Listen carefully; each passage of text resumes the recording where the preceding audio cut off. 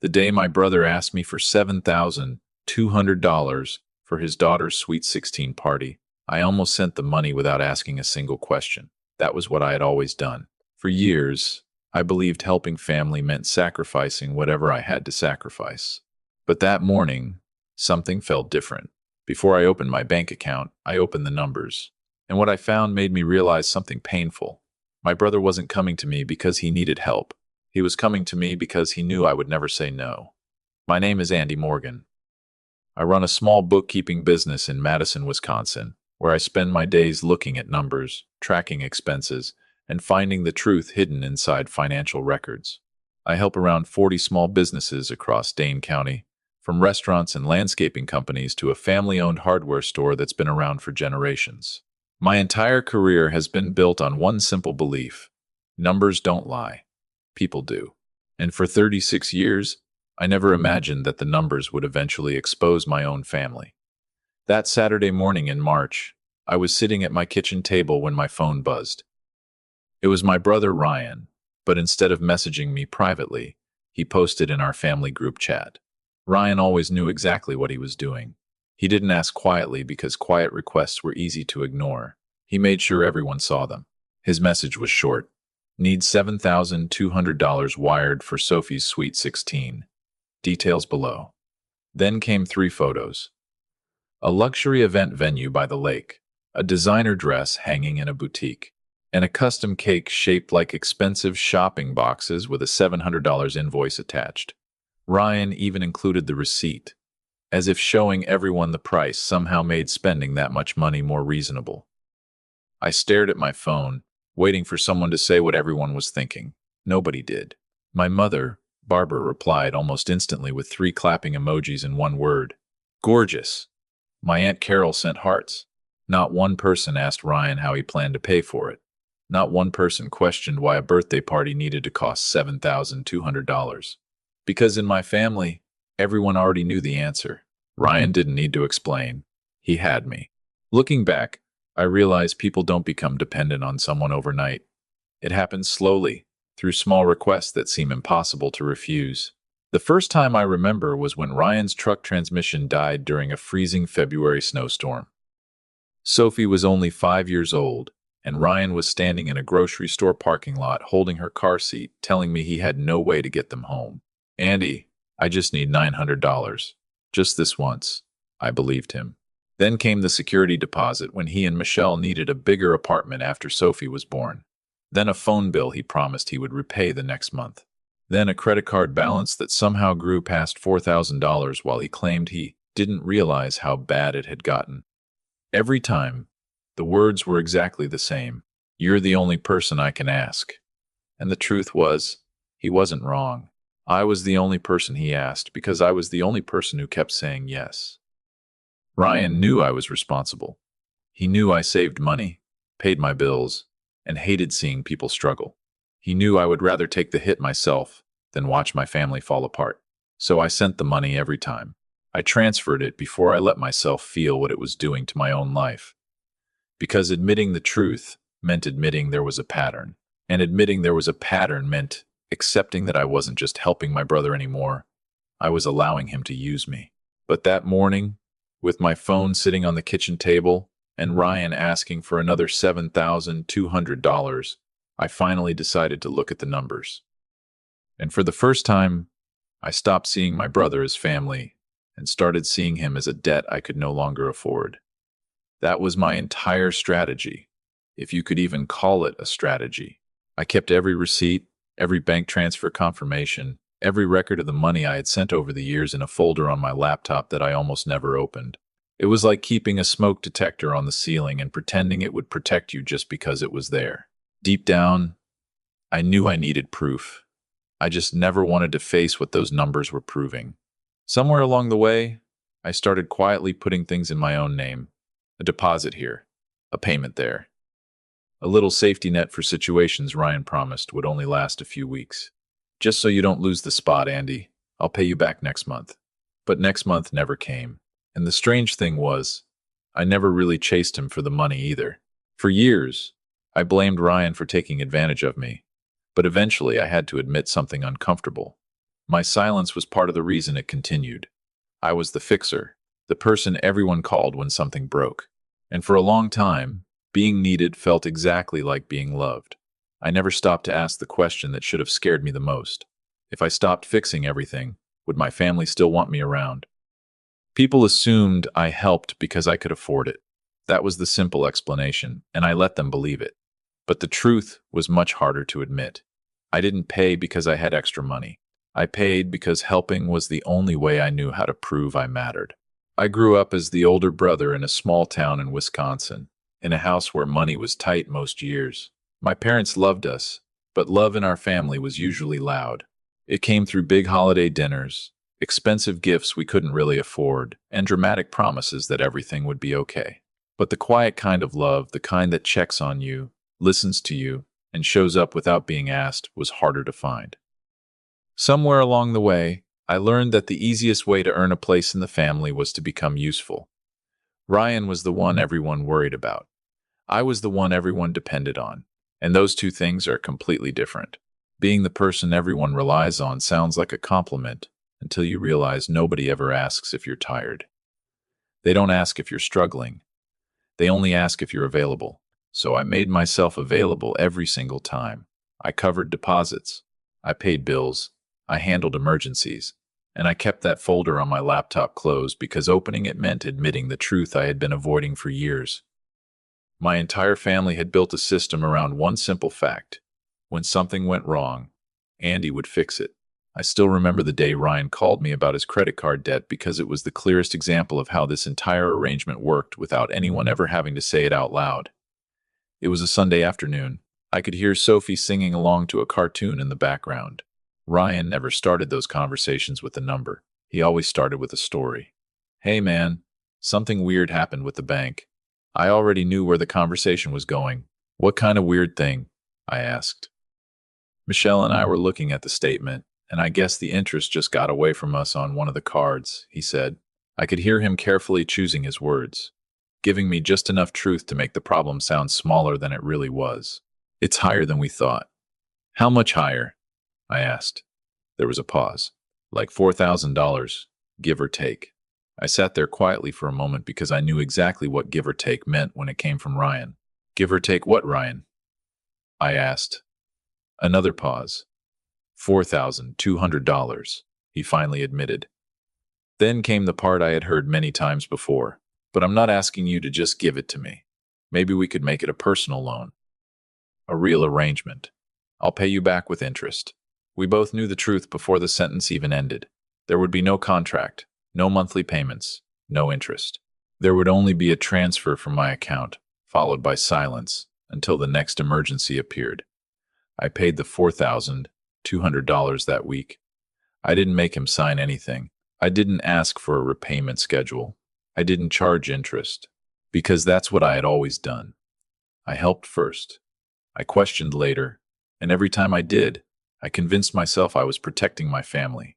I just didn't realize I was slowly teaching them that protecting me was never their responsibility. I told myself the same thing I had told myself for years. This was simply what older brothers did. But after I hung up the phone, that sentence felt different.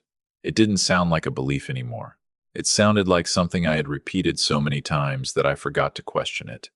That was the deal I had made without ever saying it out loud. I would always be the one who sacrificed, and everyone else would always assume I could handle it.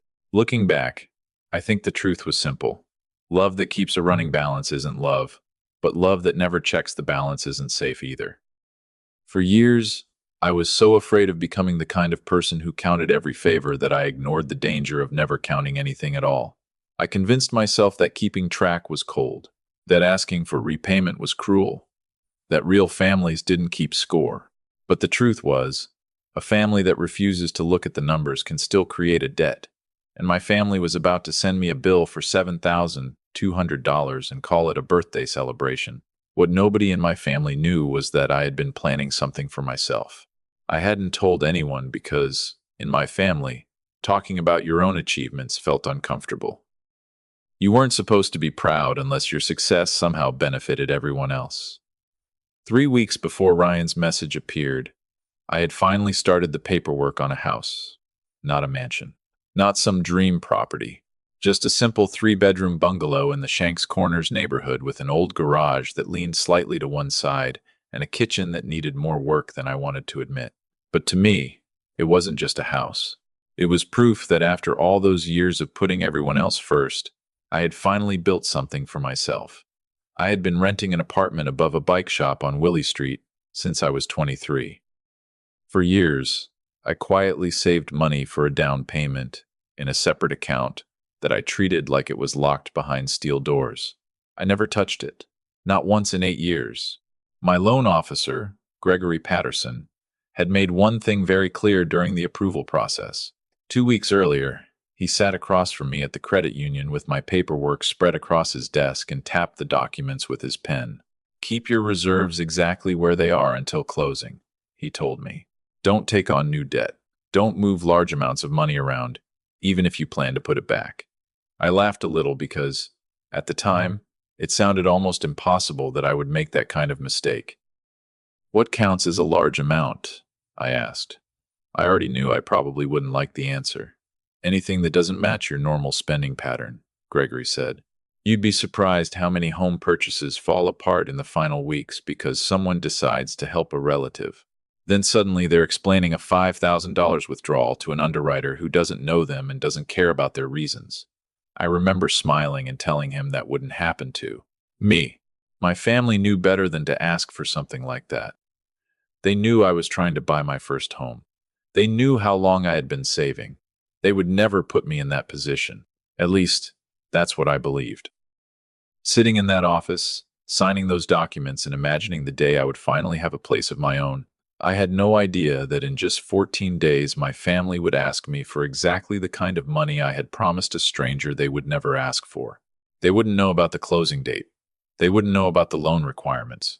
They wouldn't know they were about to force me into a choice between the family I had spent my entire life protecting and the future I had spent years trying to build. And the worst part was, I already knew which one they expected me to choose. To my family, I was just the brother with the stable job who was doing fine. That was the image I had created, and I had worn it for so long that everyone believed it was the truth. They didn't see the spreadsheet where every dollar I owned had a purpose. They didn't know that my money wasn't sitting around waiting for the next family emergency. They didn't know that $7,200 wasn't just a favor. It was the exact amount standing between me and the house I had spent years trying to buy. It was the difference between closing in March and watching the entire process collapse, forcing me to start over from the beginning. And the money would come from the one account I had protected for 8 years. The one thing in my life that existed only for me. The first thing I had ever built that wasn't designed to hold someone else up. I think that was the moment something inside me finally changed. It wasn't the cake. It wasn't even the amount of money. It was realizing they were reaching for the one thing I had spent years protecting without even knowing it existed. They weren't asking me to sacrifice a little comfort. They were asking me to hand over the future I had quietly built for myself. So I called Ryan that Saturday morning. I kept my voice calm because after years of dealing with him, I learned something important. When you stay quiet and patient, people often reveal more than they plan to. Ryan answered on the second ring. "Hey," he said, already sounding slightly defensive, like he knew exactly why I was calling the moment he saw my name. "Before you say anything, I know it's a big number." He rushed the words out before I even spoke. "I'm not calling to argue," I said. "I just want to understand the real budget. I want the whole picture." I repeated that last part because I wanted to see what he would do when I gave him room to be honest. There was a pause. A familiar pause. The kind Ryan always made when he was deciding how much of the truth he wanted to share. "Why does it matter?" he finally said. Then came the sentence I had heard my entire life. "Family takes care of family, Andy. That's just what we do." And there it was. The entire belief system my family had built their lives around, wrapped up in one sentence that sounded loving until you looked closer. Because family takes care of family never meant everyone carried each other. It meant the people who could carry more were expected to carry everyone else. And somehow, everyone had convinced themselves that was love. "How much is the venue?" I asked. "How much was the dress? How much have you already paid?" Ryan sighed, almost like I was suddenly becoming difficult. You already covered the venue deposit, remember? Back in the fall. So, it's really not that much more. I sat there silently at my kitchen table. I remembered. At least, I remembered pieces of it. The way you remember something you never thought would matter. Back in October, Ryan had called and said they needed a small payment to hold the event space before someone else booked the date. Just $400. Just to reserve the spot. Just this once. I had sent it without thinking. Just like I had done with every other request for the past decade. So let me understand this, I said slowly. I already paid the first part of a party I didn't even know I was helping host. Don't make it weird, Ryan replied. It's Sophie's 16th birthday, man, come on. And that sentence told me everything I needed to know. To Ryan, this wasn't a financial decision. It wasn't a sacrifice. It was simply another moment where his brother would do what his brother always did. I didn't know it yet, sitting there with my coffee gone cold and my phone still in my hand, but that conversation wasn't the confrontation. It was only the beginning. Because 10 minutes after I hung up, my father was going to call me, and the words he was about to say would change everything. By the time this was over, my family would realize the cost of what they had done was far greater than $7,200. My father, Donald Morgan, was 71 years old. He had spent 38 years working on the assembly line at a manufacturing plant outside Beloit before retiring, and subtle was never a word anyone would use to describe him. My father believed in simple rules. You worked hard. You provided. You protected your family. The problem was, somewhere along the way, protection became something only I was expected to provide. 10 minutes after I hung up with Ryan, my phone rang again. I didn't even need to look at the screen to know who it was. I already knew exactly why he was calling. Ryan tells me you're giving him a hard time about Sophie's party, my father said the moment I answered. No, hello. No, how are you? No question about what was actually happening. Just a decision that I was already wrong. I asked what the real budget was, I said. That's all. You've got the money, Andy, he replied. You've always had the money. This family has never had to worry about you the way we've worried about your brother. And now when he actually needs something, you're going to sit there and nickel and dime your niece's birthday party? I looked down at my kitchen table. Dad, it's $7,200. That's not the point, he said. That's your niece. His voice changed then. It became the same cold, final tone I remembered from childhood. The voice that meant the conversation was already over. Except I wasn't a child anymore. I was 36 years old, standing in my own kitchen, fighting for a house I hadn't even bought yet. You pay for it, Andy, he said. Because if you don't, then as far as I'm concerned, you're choosing money over your family, and I mean that. I'm tired of you acting like money is more important than blood. I stood there holding the phone, waiting for anger to come. I expected to feel betrayed. I expected to feel furious. But I didn't. What I felt was something much quieter, something that hurt more, because it was clearer. For the first time in my life, I could finally see the entire shape of the system I had been living inside. My family wasn't asking me to help anymore. They were reminding me of my role, the role I had spent decades accepting, the person who fixed everything, the person who never said no. Okay, Dad, I finally said. I hear you. Then I hung up. And for the first time in 36 years, I didn't call back to explain myself. I didn't apologize. I didn't try to make everyone comfortable. That night, I made one phone call, but it wasn't to my father. It wasn't to Ryan. I called the event space near Lake Mendota, where Sophie's party was supposed to happen. The same place where I had apparently paid the deposit months earlier, without fully understanding what I was paying for. This is Andy Morgan, I told the coordinator who answered. I'm the person who put down the deposit for the Morgan event in the fall. I need to cancel the booking. The woman on the phone, Kelsey, pulled up the file. I can help you with that, she said. I do have you listed as the card holder for both the deposit and the remaining balance. Can I ask what changed? I paused for a moment. Family circumstances, I said. And looking back, that was probably the most honest sentence I had spoken all day, because that was exactly what this was. My family had changed, or maybe I was finally seeing them clearly. After that, I called the dress boutique downtown, the shop where Michelle had placed Sophie's dress on hold. also using my card information. I only found out because the employee on the phone carefully read the payment details back to me. Then I called the bakery, the one making the $700 cake shaped like luxury shopping boxes. I canceled the order completely. I was willing to lose the deposit because I couldn't keep financing a celebration that nobody had even thought to ask me if I wanted to be part of. Not one person had said please. Not once. They had simply assumed I would handle it. By 7:30 the next morning, my phone was full of missed calls. Michelle called first, then Ryan, then my mother, then my father, then Ryan again, twice. I made coffee. I sat there and finished the entire first cup before calling anyone back. When Michelle called again around 8:15, I finally answered, not because I wasn't afraid of the conversation, but because, for the first time, I wasn't afraid of disappointing them. "Andy, please tell me you didn't actually cancel everything," Michelle said the moment she answered. Her voice wasn't angry. It wasn't defensive. It was genuine panic. The kind of fear you hear from someone who just realized something important has fallen apart. "Sophie doesn't know yet," she continued. "We haven't told her anything." "I did cancel it," I said. "All 3 vendors." "And Michelle, I'm sorry you're the one who has to explain this to her. I really am. But I'm not sorry that I made the call." There was a pause. "We can figure out a payment plan," she said quickly. "You don't have to cover everything at once. We just need enough to save the deposits." "The deposits were already mine," I said as calmly as I could. "I paid them in October." Silence. I just didn't know until Saturday that I had been paying for the entire thing from the beginning. The line went quiet for a long moment. So long that I wondered if she had hung up. "I didn't know that's how Ryan set it up," she finally said.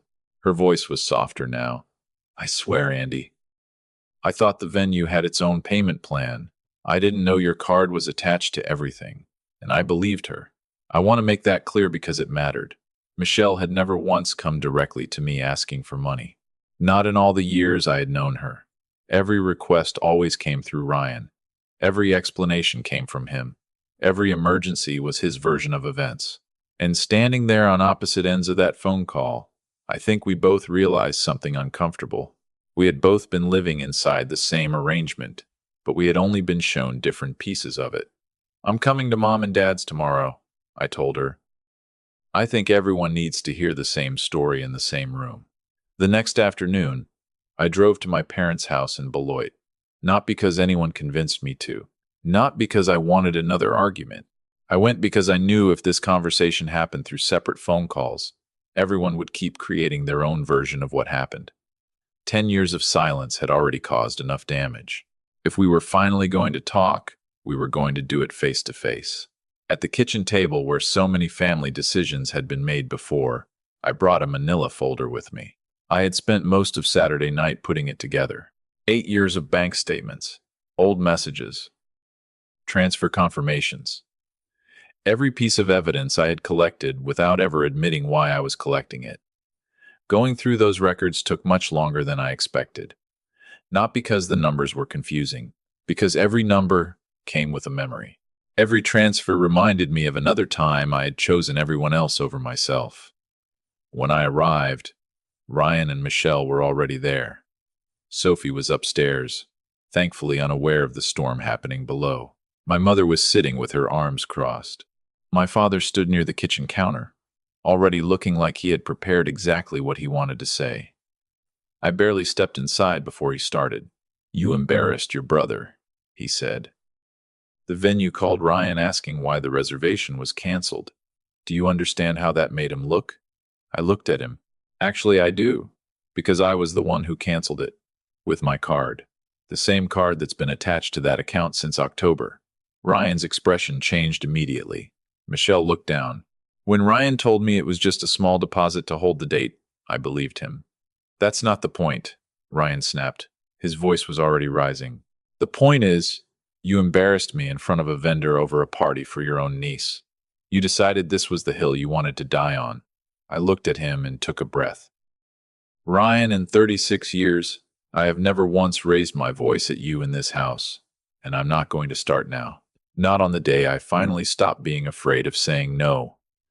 "This isn't about being afraid," my father interrupted. This is about you suddenly deciding money matters more than your own family. I looked around that kitchen. The same kitchen where I had grown up. The same place where I had spent years proving I was the reliable one. It's not sudden, Dad, I said quietly. It's been happening for years.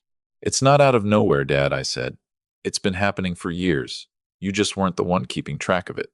Ryan stared at me. So what? You've been sitting on some kind of grudge this whole time, waiting for the perfect moment to destroy everything on my daughter's birthday? I looked at him and shook my head. I've been sitting on a folder, I said. Not a grudge. There's a difference. And I think today is the day this family finally understands it. The room went quiet. I didn't interrupt the silence. I let it happen. I waited until Ryan ran out of things to say, until my father's anger started turning into confusion, and until my mother covered her mouth with one hand because, somewhere deep down, she already knew she was about to see something she couldn't explain away. Then I placed 2 fingers on the manila folder sitting beside me and pushed it to the center of the kitchen table. Before anyone says another word about what I did, I said, I want everyone here to see what we've actually been dealing with for the last 10 years. Nobody moved. Nobody reached for it. So I opened it myself, turned the pages around, and laid everything flat in front of them. 10 years of my family's version of love, written down, dated, added up, in a currency they always claimed we never kept track of. The truck transmission, I said, pointing to the first page, the security deposit, the phone bill, the credit card balance you promised you would repay, the venue deposit from October, the money I put down for the dress hold. It's all here. Every transfer, every date, every dollar. My mother leaned closer to the table, reading line after line. Then she reached the final page. The total at the bottom, $38,750. I watched the confidence disappear from her face. Nobody spoke. Not for several seconds. It was the loudest silence that kitchen had ever held in the 36 years I had walked into it. I'm not showing you this to hurt anyone, I said. I'm showing you because I love this family too much to keep pretending everything is okay. I love you enough to finally tell the truth. My father opened his mouth, ready to argue, but I didn't let him take control of the conversation again. For once, I kept going. My voice stayed calm, calmer than it had ever been in that house. And I'm not canceling Sophie's party because I stopped loving her, I said. I'm canceling it because I finally started loving myself too. The words landed harder than I expected. My mother's face changed instantly. My father looked away, unable to hold my gaze.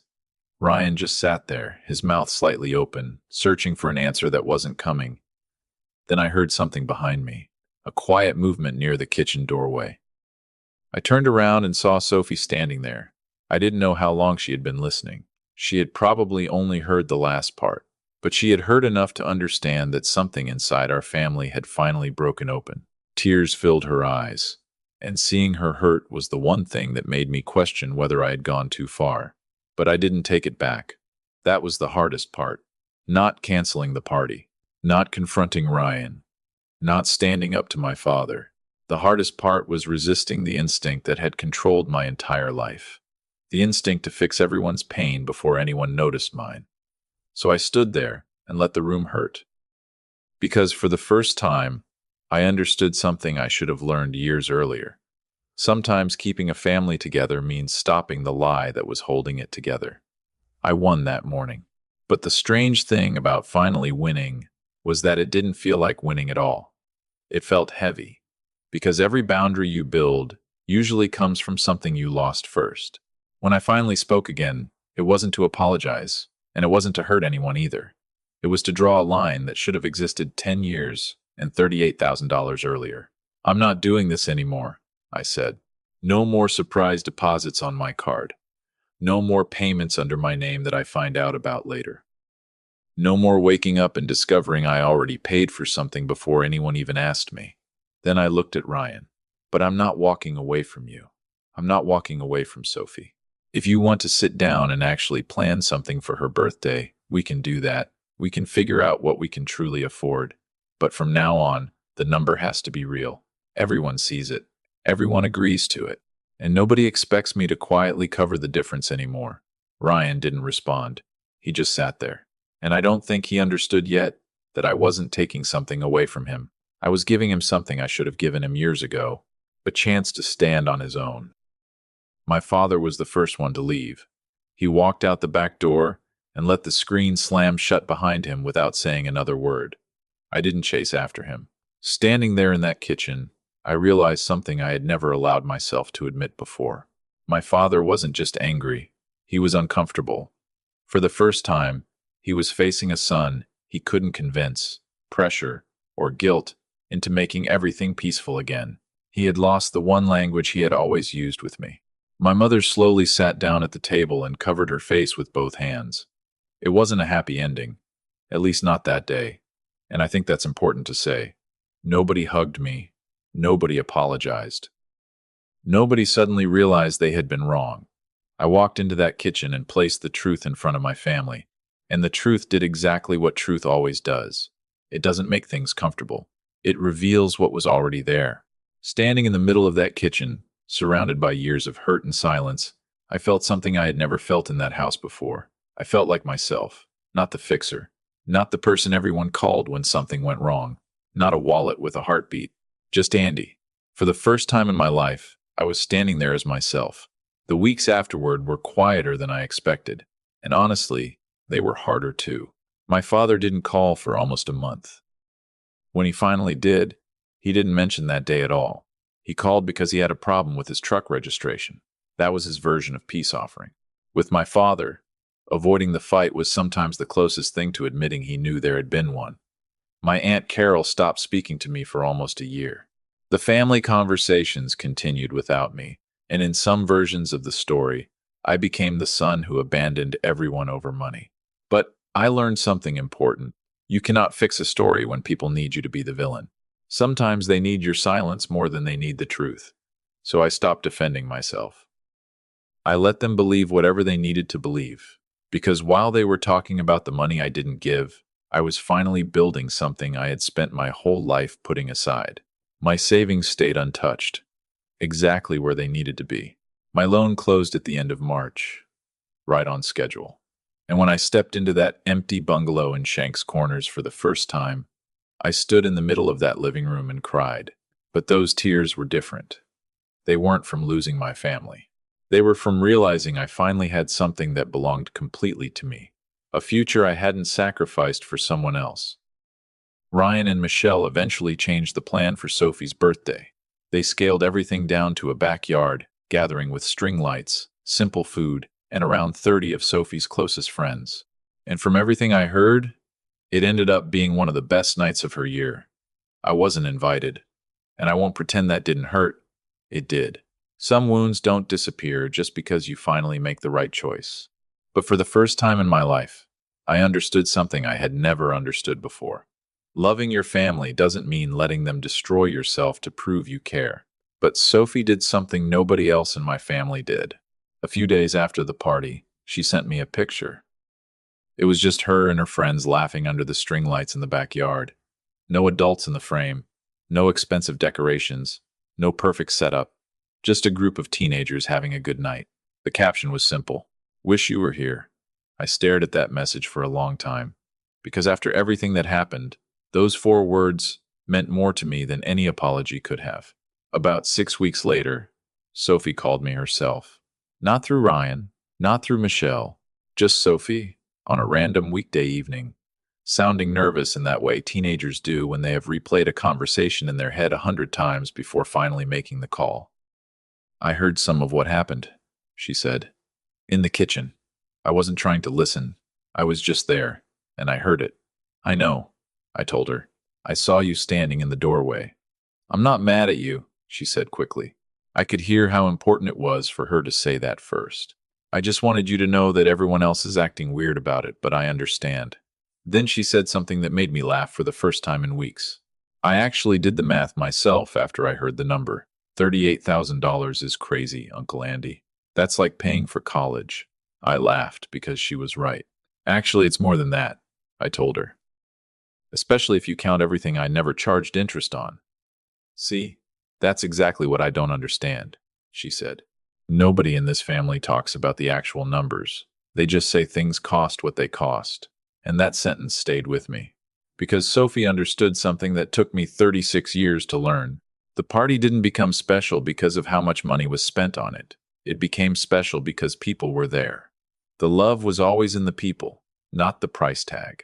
And maybe that was the biggest lesson hidden inside the $38,750 I spent years pretending didn't matter. About 4 months later, Sophie sent me another message. She had started working part-time at a movie theater downtown, opened her first savings account, and wanted to know if I could help her create one of those spreadsheets I was always talking about. She had a school trip coming up and wanted to know the real cost before asking her parents for money. I read that message standing in the kitchen of my own house, and I had to sit down, because there it was, the thing I never expected to get back from all of this.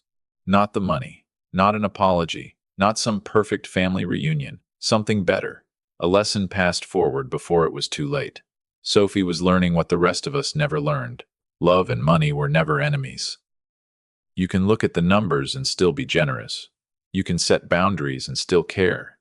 You can say no and still be family. Checking the balance isn't the opposite of love. Sometimes it's the only way love survives. That same week, Ryan called me. And for the first time in years, the conversation wasn't about money. He didn't need a favor. He didn't need me to fix anything. He just called to talk. We're not magically healed. We may never be completely healed. Some things, once broken, don't go back to exactly the way they were before. But maybe that's okay, because I finally learned how to love my family without disappearing inside their problems. Love that keeps a running balance isn't love, but love that never checks the balance isn't safe either. And after 36 years and $38,750, I finally learned how to hold both truths at the same time. If you've ever been the person everyone calls when they need something, the family ATM, the one who always says yes until there's nothing left to give, then you already know the hardest lesson I had to learn. Sometimes the most loving word you can say isn't yes. Sometimes it's no.